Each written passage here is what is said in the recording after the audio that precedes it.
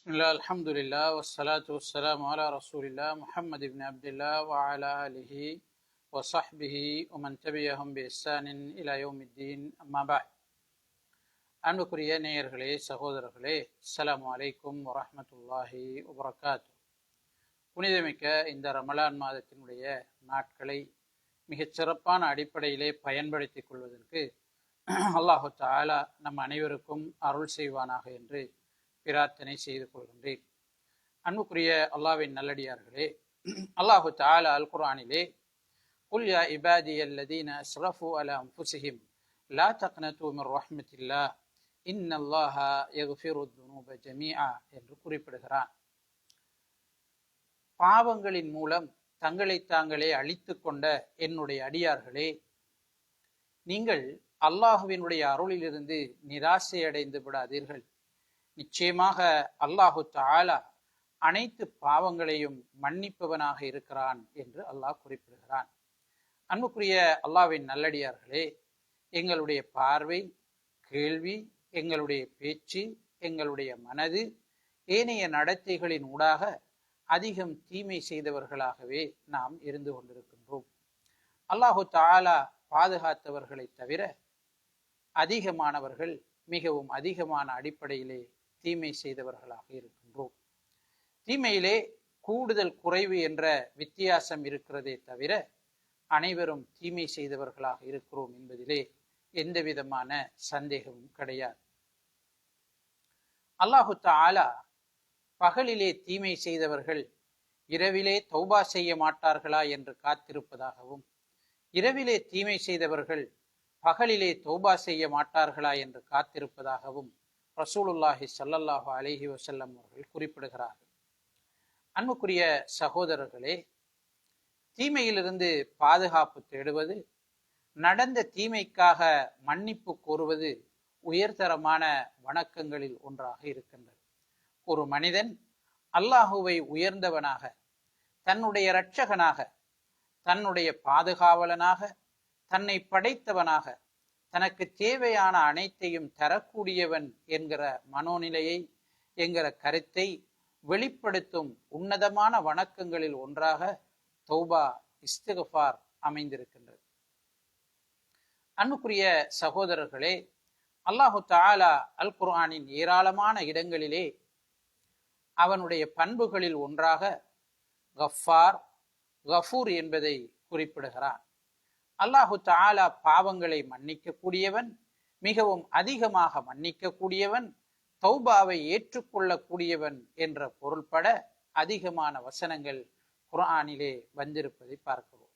ரசூலுல்லாஹி ஸல்லல்லாஹு அலைஹி வஸல்லம் அவர்கள் தௌபா தொடர்பாக, இஸ்திக்ஃபார் தொடர்பாக பல செய்திகளிலே நமக்கு சொல்லி காட்டுகிறார்கள்.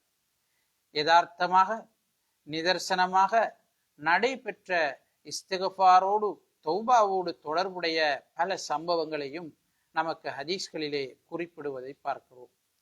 அன்புக்குரிய சகோதரர்களே, ரசூலுல்லாஹி ஸல்லல்லாஹு அலைஹி வஸல்லம் அவர்கள் ஒரு நாளைக்கு 70 தடவை என்றும், சில அறிவிப்புகளிலே 100 தடவைகள் அல்லாஹு தஆலாவிடம் நான் பாவ மன்னிப்பு கோருகிறேன், இஸ்திக்ஃபார் செய்கிறேன் என்று சொன்னார்கள்.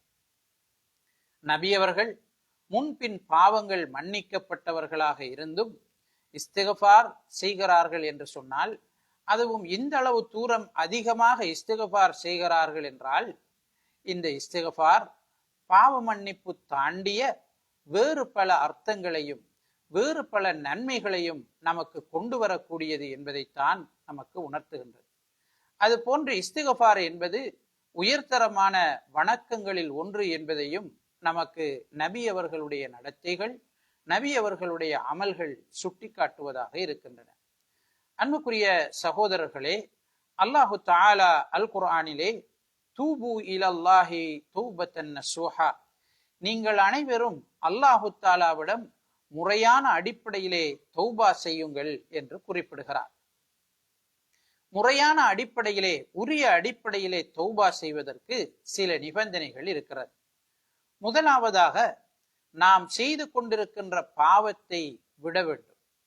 இரண்டாவதாக, நடந்த பாவத்திற்காக நாங்கள் வேதனை அடைய வேண்டும், கவலைப்பட வேண்டும். இப்படி நடந்திருக்க கூடாது என்று நாங்கள் கை செய்தப்பட வேண்டும். மூன்றாவதாக, இந்த பாவத்தை இனி நான் செய்வதில்லை என்ற உறுதியான முடிவை எடுத்துக்கொள்ள வேண்டும். இவ்வாறு முடிவை எடுத்துக்கொண்டு நாம் அல்லாஹுவிடம் தௌபா செய்யும் போது நாம் செய்திருக்கின்ற பாவம் அல்லது உரிமை மீறல் அல்லது தவறான செயற்பாடு அடுத்த மனிதர்களோடு தொடர்பட்டதாக இருக்குமாக இருந்தால் குறித்தவரிடம் நாங்கள் மன்னிப்பு கோர வேண்டும்.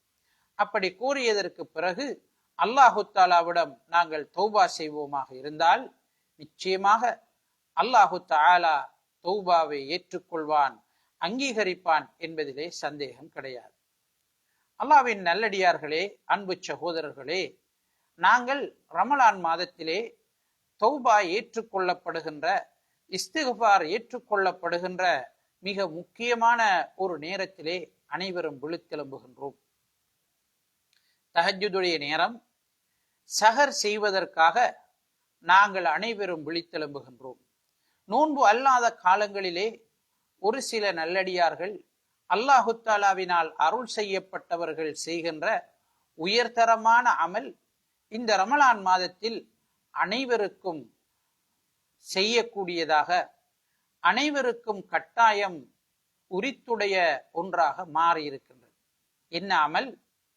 சஹருடைய நேரத்திலே நாங்கள் விழித்தெழும்புவது, அல்லாஹு தாலாவிடம் பிரார்த்தனை செய்வது, அந்த நேரத்திலே நாங்கள் தொழுவது, அல்லாஹு தாலாவிடம் இஸ்திக்ஃபார் செய்வது, அந்த நேரத்திலே பங்கு வைக்கப்படுகின்ற பரக்கத்துகளை நாங்கள் அடைந்து கொள்வது போன்ற பல சிறப்புகளை ரமலான் மாதத்திலே நாங்கள் விரும்பியோ வெறுத்தோ அடைந்து கொள்வதற்கான சந்தர்ப்பத்தை பெறுகின்றோம்.